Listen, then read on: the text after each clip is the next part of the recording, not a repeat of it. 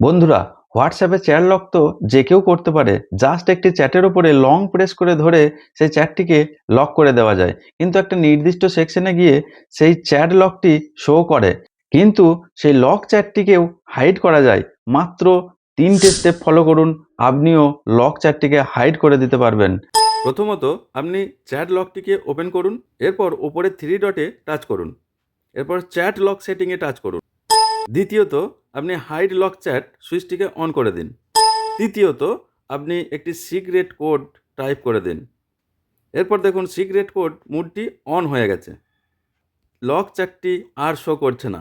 সেক্ষেত্রে আপনাকে চ্যাট সার্চে গিয়ে সিক্রেট কোডটি সার্চ করতে হবে, তখনই একমাত্র লক চ্যাটটি শো করবে। এই ভিডিওটা শেয়ার করে দেবেন সেই সব বন্ধুদেরকে, যেসব বন্ধুরা এই অপশনটির জন্য অপেক্ষা করেছিল।